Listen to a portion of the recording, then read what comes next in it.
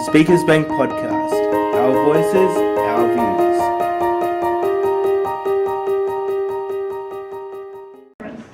And then after that we've got the Victorian Equal Opportunity and Human Resource Centre to talk about disability rights and action. But first up we have Speakers Bank.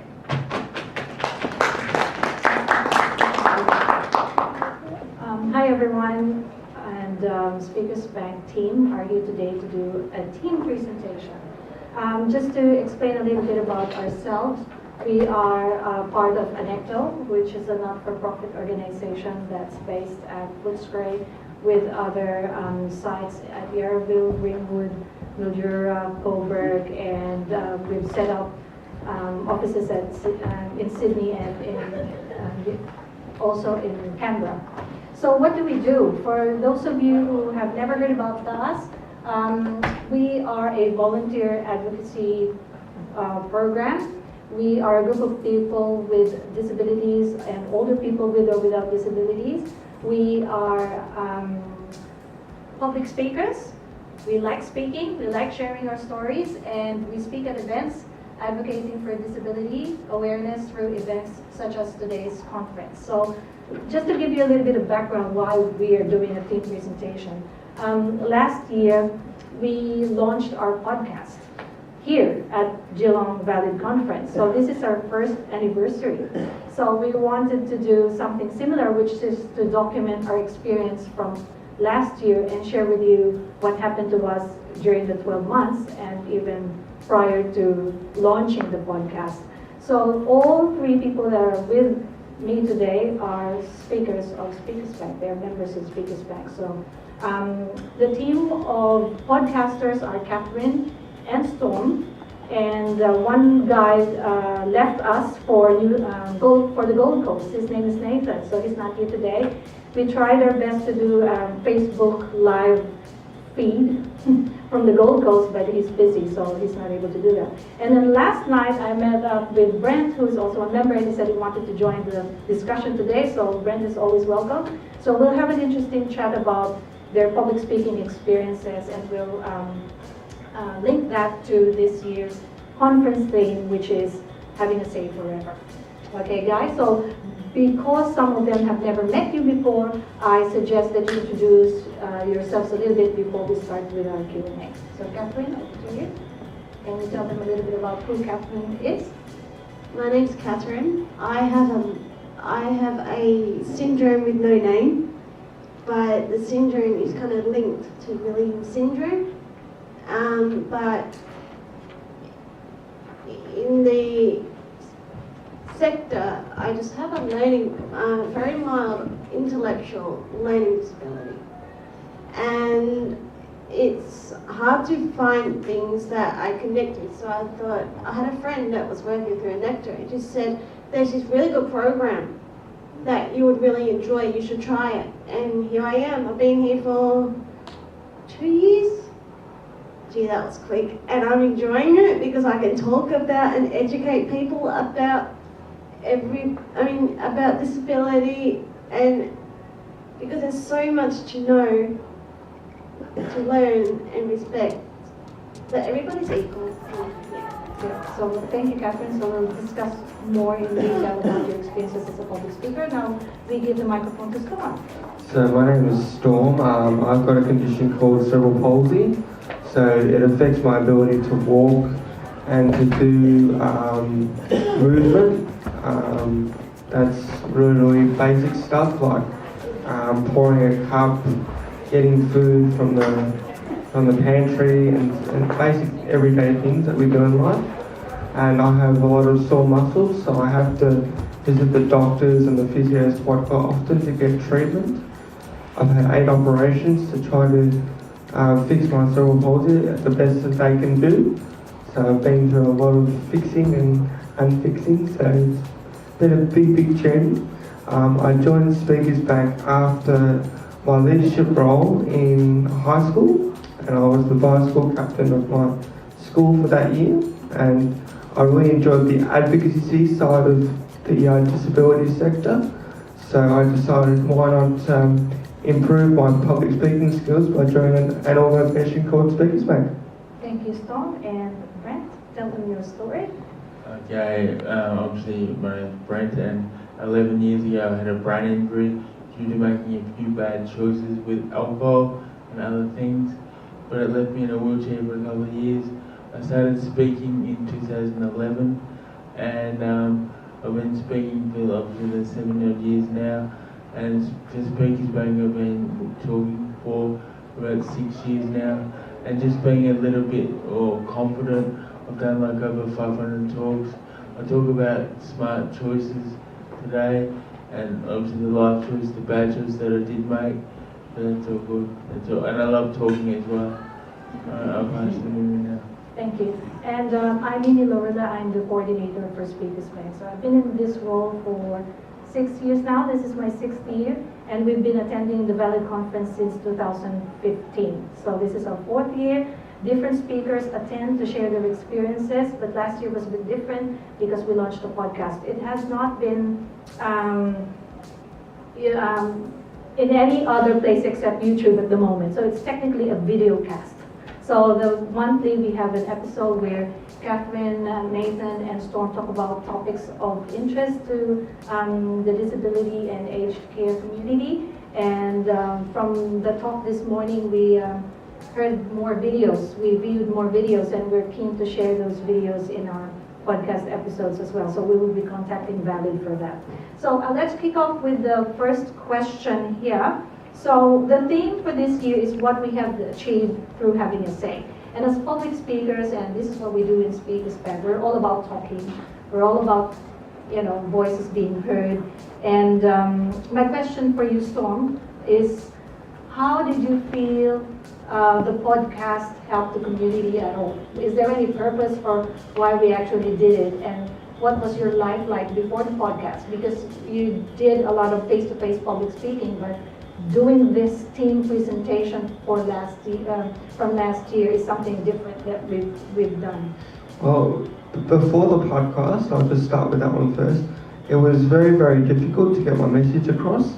Yes, we had Speakers Bank, but it was the problem was with Speakers Bank, it was very limited to who could we show, because we normally work in local communities and maybe venture out to Melbourne every now and then, but we wanted a wider range of audience from all around the country and worldwide. So we thought, well, why don't we just launch a podcast where we can just tell each other our views on certain topics.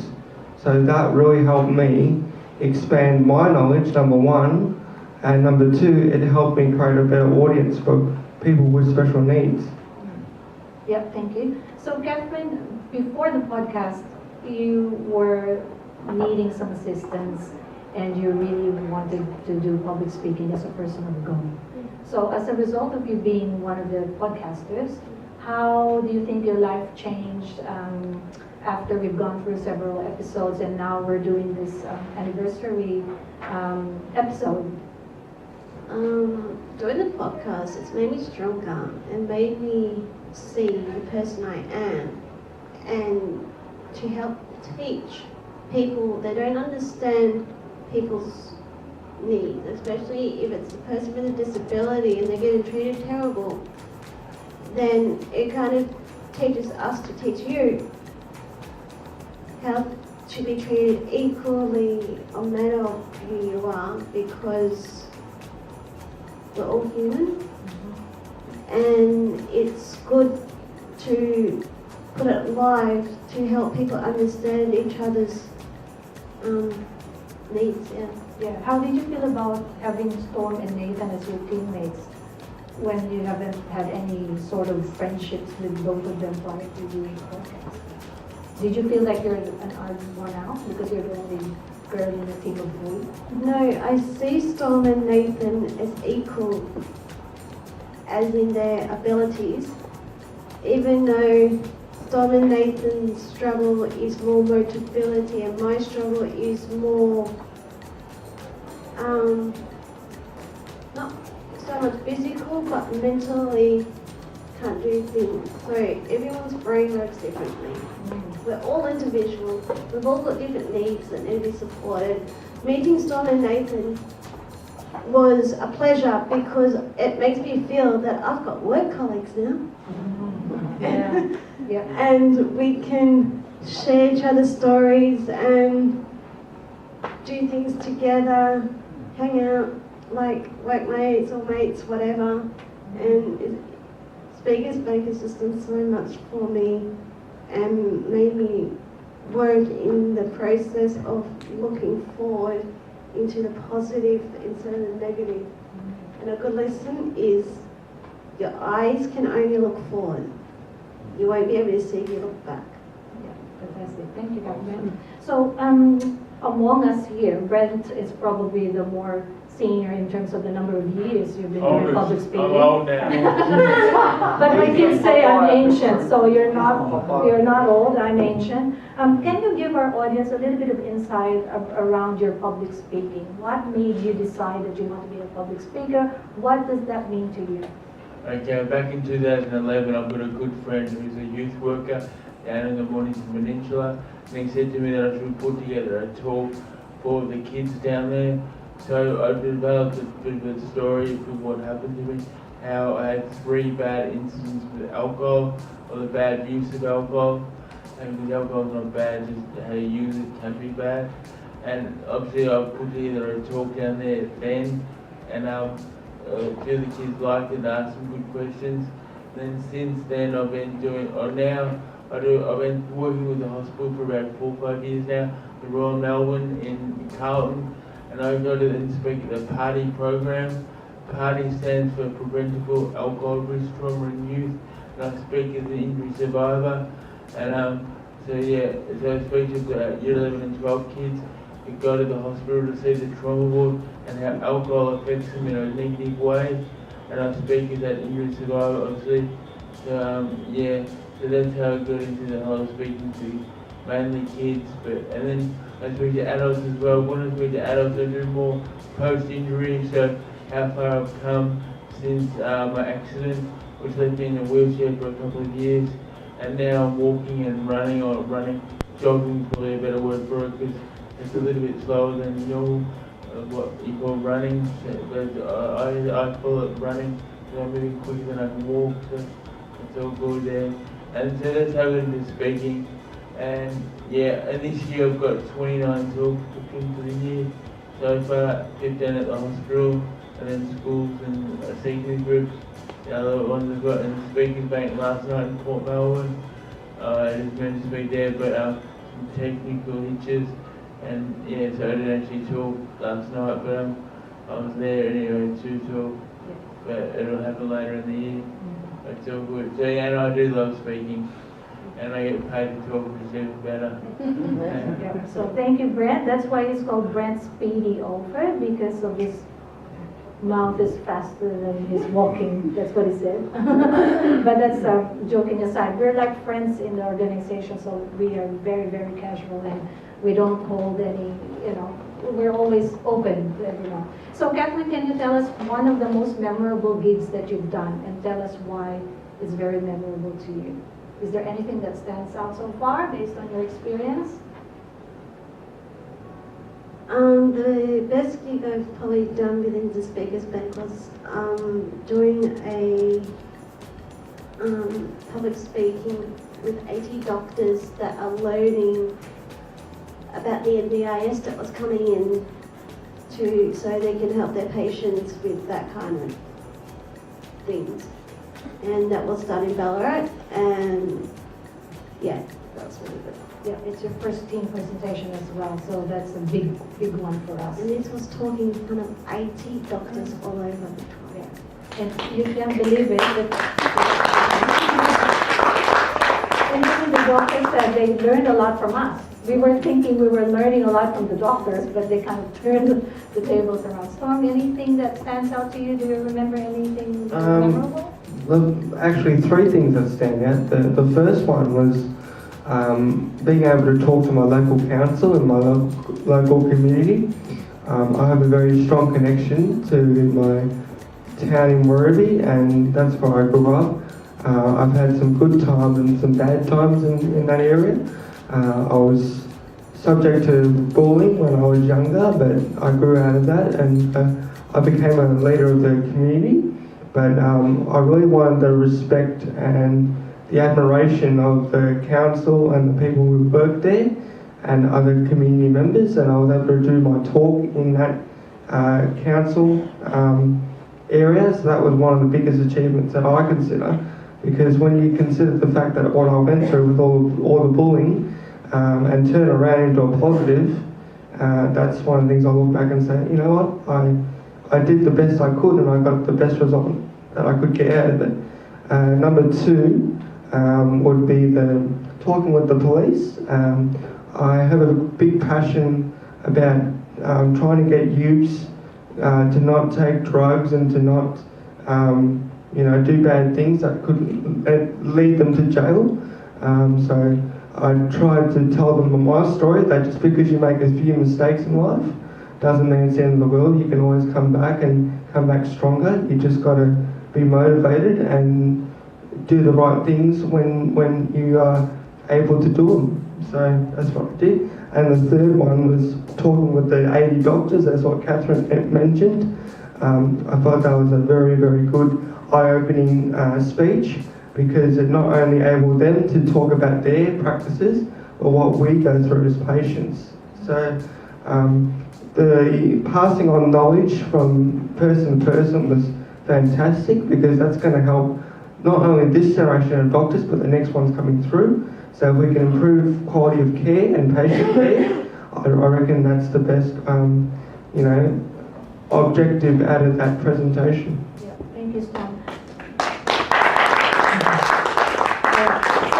Just to give you an insight that all the public speakers are people that just don't have the motivation, but they are willing to be trained. So all of our public speakers undergo training on public speaking. So if you know people who would like to have public speaking as part of their personal goals or professional goals and wanted a place for them to be able to share their stories, to craft out their stories, and have an opportunity like this to speak at future events. We have some brochures here. After the talk, we'll leave them here, so that if you want to grab it and contact us at a later time, please do, because we want to invite more speakers to join the teams. Because some of the teams, like Kathryn and Storm, are my youth kind of team, because they talk to schools and different interest groups. Brent is a guy that we always send to year 9s, year 10s, and year 12s, because they're the ones that are making critical life choices, especially when they become, when they enter university. So Brent has a good life story. We've got older speakers to talk about issues on employment, access, elderly abuse, carer issues, and things like that.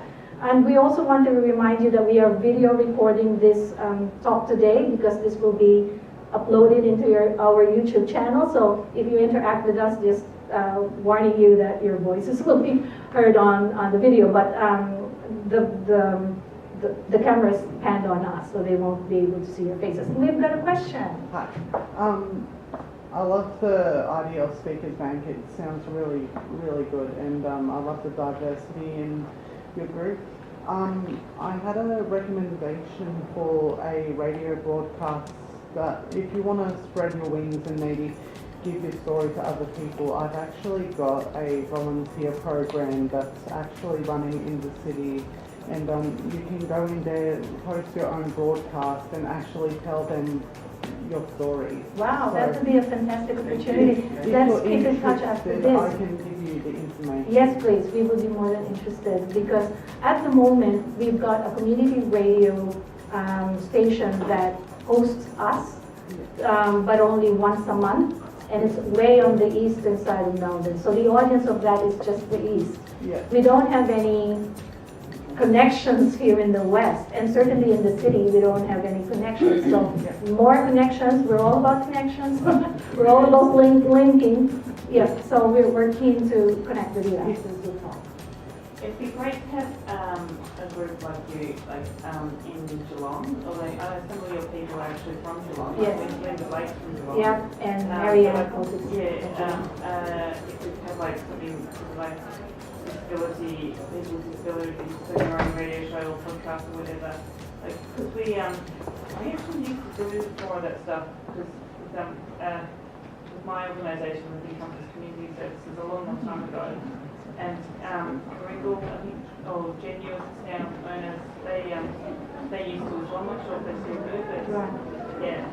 Yeah, that would be good because we also would like to connect with people here in Geelong. Yeah. The only occasions that we are able to visit is during the VALID Conference. So if we would like to be more active around here if possible. Yeah. And another thing, Yeah. I thought, I'm not sure if you've ever seen the movie Jeremy the Dud. It's, yeah, that's filmed here in Geelong. We talked about the idea of having that as a presentation here, but I was told that it had nothing to do with the conference, but I've actually seen it and I don't agree with that. So, but I like the fact that it forces someone who doesn't have a disability to put themselves in a position of a person that does have a disability. Right. So, Yeah, any other additional thoughts, Brent? All good. I think we've opened up the floor for questions because we only have a few minutes. So if any one of you has any question, anyone of the team will be more than happy to respond. Yeah. Well, for our final words, if you don't have any question, I would have the final question. What does having a say mean to you? Why is it important to have a voice? Because sometimes, for an example, you can get mistreated quite easily because of the person you are. And it's important to not keep that and say, look, I'm an adult, I have my rights, you need to treat us equal, but support the needs where they need to be supported. And that's how I understand. And just always speak out. Don't let people let you down.